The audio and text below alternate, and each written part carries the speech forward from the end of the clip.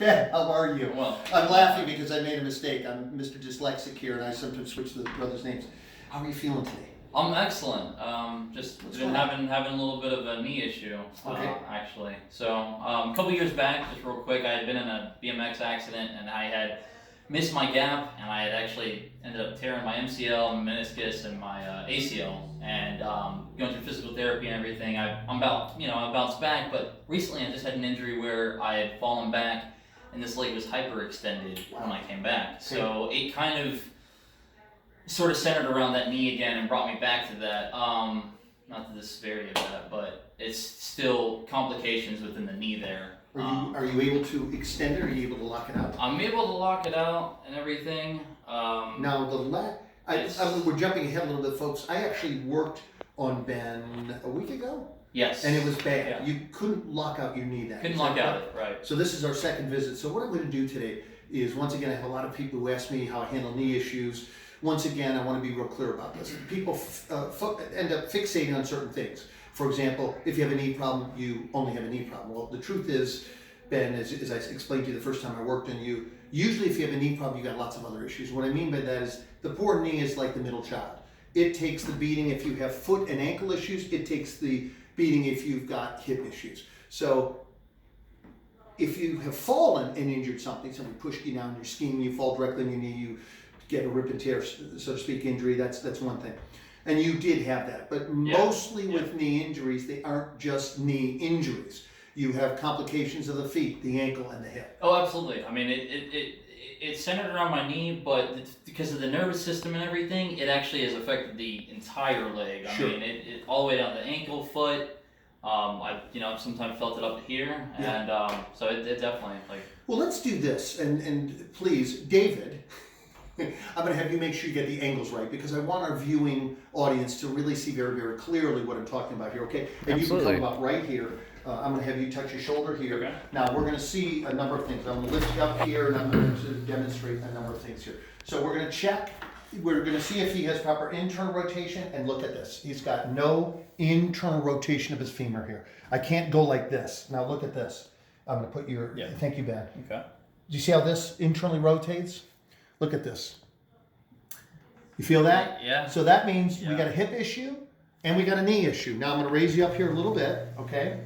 And I should have had you take off your shoe first, but let's go here. Do you have internal rotation here? You got a little bit, but not enough. Yeah. Look at this. Do you see how good that is? Right. And you have no pain there. But you got to remember from what 4 or 5 days ago, Yeah. it was even worse. Oh, than that, you had zero. It was, yeah. So this is a good improvement. Right. But we're gonna demonstrate how to improve these. So look at this. Very poor internal rotation still. Better than it was. Yeah. It's not frozen. Look at this. Right. Ben, look at this. Almost essentially no external rotation. Go to the unaffected side and look at this. Can you get that? See how good that is? Now look at this. Here, nothing. Would you take off your shoes real quickly? And I'm going to demonstrate some interesting things here. I'm going to go to the end here, and David, you're going to come here. I want them to see it from this vantage point here, okay? So in a second, he's going to kick those off. You would ask me to take my shoes off when I'm wearing the high tops today. You want to just pause it real quick? Oh, no, I'll You got them off a second? Yeah, that's going to be quick. No worries. And so, there we go. Now, Do you want them off on both? Okay. yeah, we're going to do both sides. Okay. Another thing, when you're taking care of somebody's lower extremity, upper extremity, please, folks, always know there's no such thing as one side being affected. If you got a knee problem on one side, it's just how long is it going to be before you have a knee problem on the other side. Let's have you lie right in your back here. Okay.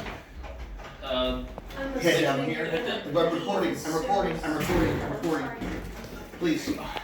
Okay, this is very important. Now look at this. We've got no eversion here at all. That means I can't take his calcaneus, his heel bone, this way at all. He has zero. Okay. Now we're going to go this way. Do you see how this moves, David? Can you get that on the camera? This moves this way, so his heel is moving. It's tight on this side, but it's moving. Now we go back here, look at this. Here, nothing. Watch my hand, nothing. Now, one of the problems when you have issues of the knee, you gotta check not just the knee, you gotta check the hip, you gotta check all things connected to it. This is the fibula, no motion here. No spring of the fibula here. That's the thin bone that goes along here, and none here at all. Now, doctors will tell you it's non-weight bearing and it doesn't affect anything. Absolutely untrue. Okay, you're going to find as soon as I start clearing these distortions, these somatic distortions, he's going to have massive improvements in strength and in mobility. David, push against me here. Ben, excuse me, I'm so sorry. Ben, David, catch this. Push against me here. There you go. Gotcha. Look at this. Look at this. No strength at all. You see this? We've got to correct that. That means he's not walking properly. He's not doing an effective gait pattern here because his heel's locked up and he has no strength here at the big toe. It makes him very unstable. It's going to create a furthering of the distortions of the foot, ankle, knee, and hip. So here's what we're going to do. We're going to make a huge improvement of his knee just by correcting these mechanical distortions of the foot. So look at this. No motion here of his metatarsals. No motion at all. See this? Can you see that? We go here. See there's spring. You see this? Beautiful spring. This is very important because his foot is rigid. So he's going to have all kinds of inflammatory issues. Now, I'm going to come in here. David, I'm going to come in here. I'm going to strip out the arch. You're going to hear a pop. Bingo. What I did is the distal metatarsal heads were collapsed. Now look at the difference here in motion. Look at this. We got spring here. Not enough here. We got to set a lot of the components here.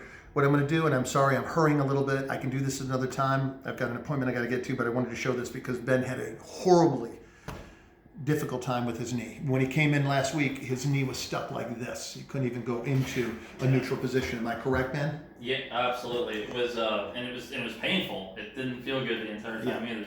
So what we're going to do is interesting. We're going to do what's called a long axis extension mobilization here. I'm going to take this anterior directed tibia and I'm going to drive it down and up. When I do that, he's going to have a lot of his ankle and heel eversion come back. Also going to take these metatarsal heads, going to reset them, the subtalar joint and the calcaneus. This is going to be a fantastic move. We're going to correct 4 things at one time. We're going to drop here, we're going to pull here, we're going to set here on the heel. Here we go. Count of 3, priming, 1, 2, 3, and again, there we go. He was really stuck. Now, observe this. Here's the distal fib head. Look at that beautiful, gorgeous motion there. See how nice that is? He's going to love this because his joints will spring again. Now, what do you think of this? Look at this. Look at how well these bones are moving now. Feel how nice that is? Look at this. Here, look, check out this calcaneus here. Look at this. Fantastic. Better than this side now. Better than this side. Now we're going to correct this side. He has a lesser degree of distortion on this side. That's because this side is directing, of course, how he walks. And this pattern is going to screw up this pattern as well. It's just this isn't going to be as severe. So here we go. Same correction here. There we go. I don't need to pull that hard, but he's very strong and very athletic. There we go. Now, what do you think of this? Look at this. How does that feel?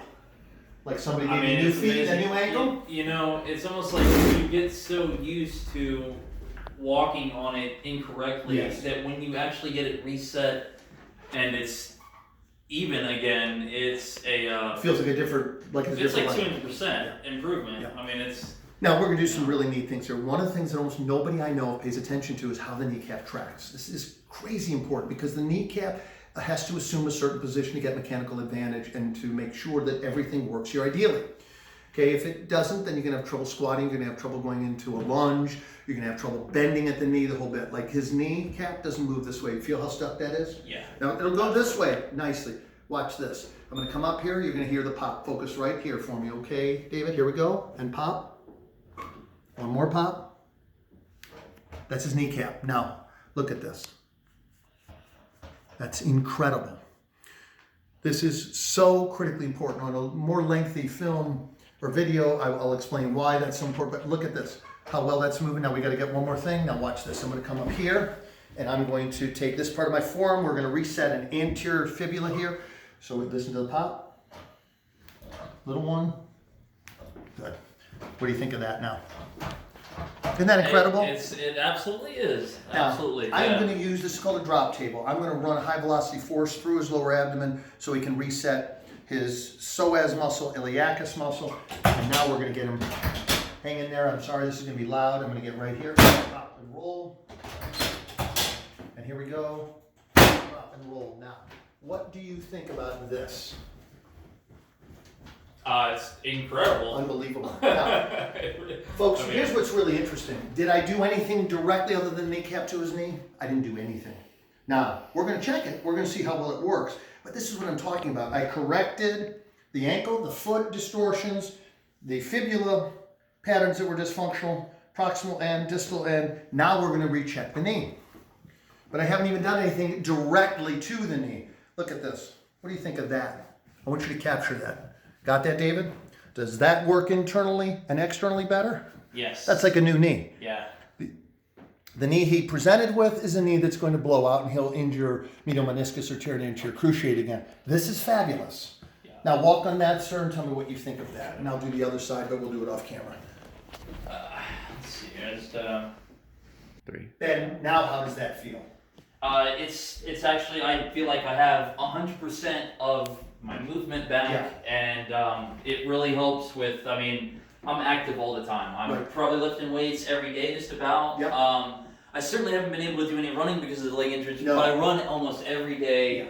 And now, knowing that I have it back 100%, I'm going to be doing all that stuff, my sets and everything correctly in the correct form without having that offset. Ben, I want everybody, thank you for that. I so appreciate that. That's a knee that works well now. You're very, very well. Yeah. Folks, what I want you to understand is unless you've fallen on a knee, you know, somehow you fell down, you tripped, you stumbled, or you were playing football, soccer, and you fell directly on a knee because of a push or a slip, then of course you got to look directly at the knee. Many times knee problems, even if you do fall on it, people do things that lock up the relationship between the hip, the knee, the ankle, and the foot. And if you don't get rid of those distortions, I don't care if you have surgery, I don't care how much you work on the spine, I don't care how much you work on the knee directly. If you don't correct those other somatic dysfunctional areas, the knee problem is just going to be back on your doorstep. Yeah. Okay? Make sure you look at the other lower body components. Now what I'm going to do, and I'm not going to film this because we've probably gone a few minutes already.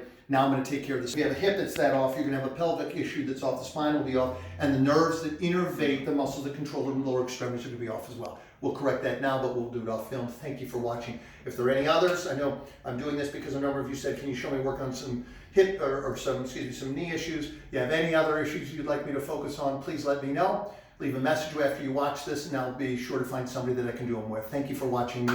Happy Memorial Day all. And David, thank you for filming me. Ben, thank you for letting me work on you. Thank you. Thank you for getting me back. You bet. Sit right here and I'll correct the rest of you. What do you think of that?